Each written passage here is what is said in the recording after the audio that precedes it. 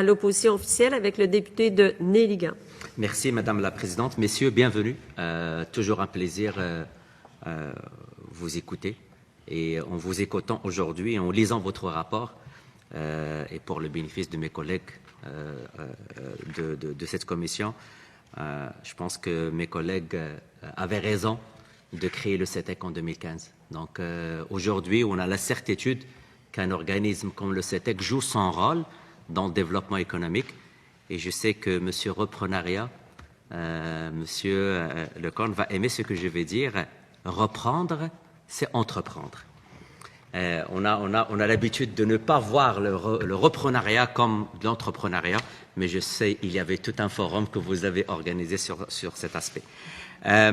Excellent rapport, des recommandations, je dirais, qui nous ramènent à un autre point. Et ma première question, il y a un des partenaires que nous avons rencontré hier qui parlait des comités de coordination au niveau régional. Je ne sais pas c'est quoi la vision du ministre par rapport à ça, mais comment vous voyez votre rôle? Parce que je sais, le CETEC, vous ne l'avez pas élaboré, mais le CETEC, à l'image d'Investissement Québec, vous êtes partout au Québec avec pas des délégations, mais des conseillers. Des conseillers. Mais est-ce qu'il y a des locaux? J'imagine, j'ai vu quelques... On a des bureaux partout dans tout le Québec, effectivement, dans toutes les régions. Ouais. Avez-vous eu des contacts avec je dirais pas le MEI, mais au niveau de ce qui s'en vient, à une implication au niveau des régions? Au MERIO vont être impliqués au niveau des régions? Écoutez, il existe, Monsieur le député, déjà les tables d'action entrepreneuriales, ces comités régionaux.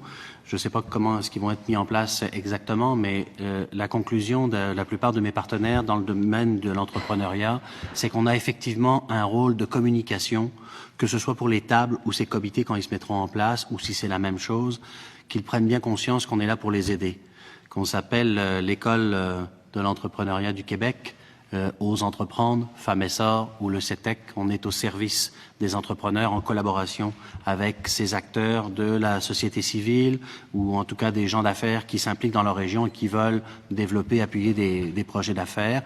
Et ce qu'on demande au niveau du repreneuriat, c'est que à l'ordre du jour, comme je l'ai mis dans une recommandation, à l'ordre du jour, que le mot repreneuriat, transfert, soit toujours là. Est-ce qu'on a un enjeu dans notre région en transfert d'entreprise? Est-ce qu'on a identifié quelqu'un? Est-ce qu'on est au courant qu'il y a un chef d'entreprise qui a besoin d'aide?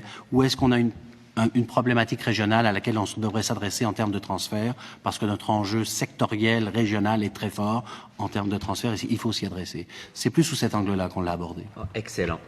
L'état actuel, c'est quoi vos liens avec Investissement Québec? C'est au quotidien. L'ensemble des conseillers du CETEC travaillent avec l'équipe du ministère de l'Économie et les conseillers d'Investissement Québec, notamment quand vient le temps de faire des activités de promotion sur le repreneuriat, présenter les solutions financières. Donc, ce qu'on fait, on présente autant les solutions financières de la BDC, de la Banque nationale, Desjardins, que Investissement Québec et notamment le fonds FTEC. Donc, nos relations sont quotidiennes sur l'ensemble du territoire et en fonction des dossiers, évidemment. Pensez-vous que le mandat que vous avez présentement, ici j'ajoute la nouvelle vision du ministre par rapport à Investissement Québec, est-ce que le CETEC, avec les moyens que vous avez aujourd'hui, vous êtes capable de continuer à élaborer la même mission avec les mêmes moyens partout au Québec? Comme je l'ai noté à la fin du mémoire, c'est sûr que l'enjeu du repreneuriat en termes de volume et d'urgence étant ce qu'il est, et j'ai saisi le ministre dans une rencontre et dans le mémoire, dans ma conclusion, en présentant qu'effectivement, que pour faire plus, le CETEC doit être bonifié et renouvelé dans son mandat, parce qu'effectivement, à un conseiller par région, quand on parle de 37 000 changements d'entreprise, départ, c'est pas une personne par région qui est suffisante. Par contre, une synergie, une complémentarité avec la nouvelle mouture, on va faire plus ensemble. Quand on parle de certification de conseillers en transfert, c'est de partager ce savoir et cette priorité sur le repreneuriat. Et vous n'êtes pas le premier qui parle de la formation, de l'accompagnement. Je pense que c'est quelque chose qui est très important et j'en suis sûr et certain que le ministre, il est aussi sensible à ça. Vous avez dit que renouveler votre... Notre mandat, oui.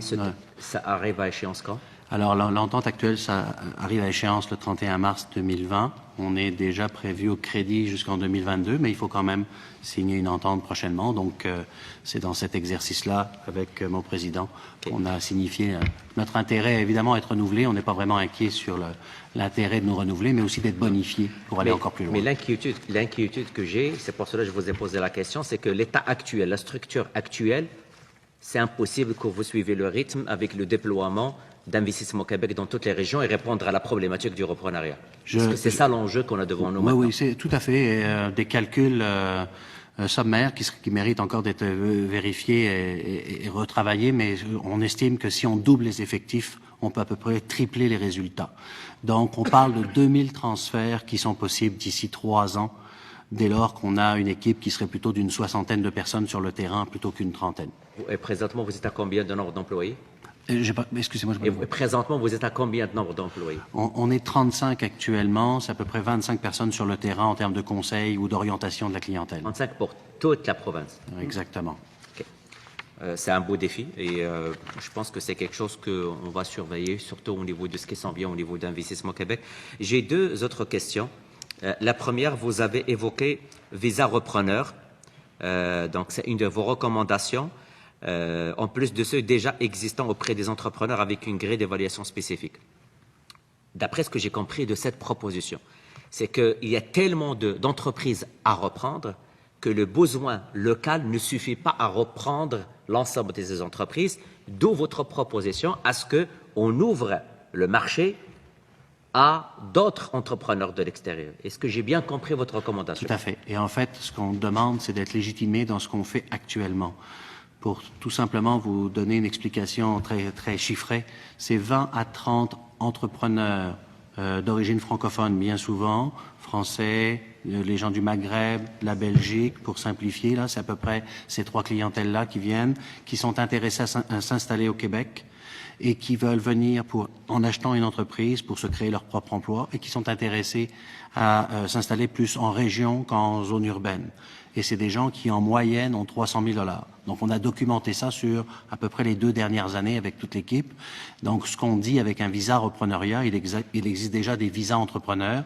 Ce qu'on propose, c'est de le rajouter, pas pour nuire ou quoi que ce soit, mais de faciliter l'arrivée de cette clientèle-là qui souhaite s'installer au Québec, y résider, d'investir et de venir avec toute sa famille et en région, ce qui correspond effectivement à cette façon de lutter aux courbes démographiques entre le grand départ des baby-boomers et le manque de relève. Vous êtes intéressé à recevoir votre étude, oui. étude et je pense qu'aussi les membres de la commission, parce que avec plaisir. Je suis très sensible à cet enjeu du reprenariat. Je tiens à préciser que c'était déposé auprès du ministère de l'Immigration, déjà auprès de M. Et c'est quoi la suite au niveau du ministère de l'Immigration? Pour l'instant, c'est déposé il y a une semaine ou 2, là, donc on est dans le suivi. Moi, je pense qu'on va en travailler parce que c'est un enjeu majeur et j'ai eu déjà l'échange avec M. le ministre et il est très sensible à cette question. Donc, au-delà de répondre avec votre organisme à la demande, si on peut innover et à ce qu'on garde nos entreprises dans les régions et que quelqu'un vient de l'extérieur avec son argent et s'installe en région, je pense que tout le monde sera gagnant dans cette affaire. Dernière question, après c'est mon collègue qui va suivre. La reprise collective. La loi que nous avons devant nous, c'est la loi sur les coopératives. Un groupe avant vous parlait de ça. Vous en pensez quoi? J'ai déjà rencontré il y a 2 semaines, moi et mon collègue, le député de Robert Baldwin, une entreprise, reprise collective à Bromont, c'est le groupe Carbono. Ouais. Un succès, 2 jeunes entrepreneurs, et je sais que ça marche, mais c'est quoi votre point de vue par rapport à la loi sur les coopératives? Écoutez, il y a une étude qui est en cours qui devrait nous donner un petit peu plus le portrait exact de cette réalité de la reprise d'entreprise, donc la reprise collective. C'est une très belle option. On a un programme de soutien à la reprise collective où on a à peu près 25 000 $, où on peut aider autant le chef d'entreprise que la nouvelle coopérative qui se met en place pour payer les consultants, pour les aider dans la démarche, pour mettre en place cette coopérative. Et puis, de l'autre côté, il y a un fonds chez Investissement Québec qui s'appelle le fonds Parc, donc un programme d'aide à la reprise collective, un financement, il y a à peu près 50 millions. Le constat est qu'on a très peu de demandes, autant du côté du PSRC que du Parc. Donc, c'est une très belle initiative de pouvoir présenter aux propriétaires dirigeants, surtout aux propriétaires dirigeants, l'option de la reprise collective et surtout de leur en faire prendre conscience le plus tôt possible. On ne doit pas considérer cette option-là que les employés peuvent reprendre l'entreprise à la fin de la démarche, quand on est rendu au bout, qu'on a essayé plusieurs autres alternatives. Il faut l'essayer dès le début, l'envisager, l'évaluer. Alors c'est une des très belles solutions, une des plus méconnues. Elle doit être encore plus connue. L'acteur, le CDRQ, le Conseil de développement des coopératives régionales, là, c'est sûr qu'il y a des acteurs qui font la promotion de cette solution-là, et on doit faire plus. Ça, c'est certain. C'est une des belles solutions, surtout que quand il y a une coopérative qui reprend une entreprise, là, on vient de mettre en place ce qu'on appelle l'ancrage régional. On est assuré de la garder, cette entreprise-là. Les gens vont garder leur entreprise. Donc, on vient de régler le problème de la pérennité de l'entreprise en même temps. Alors, c'est une très belle solution. Je vous remercie. Merci.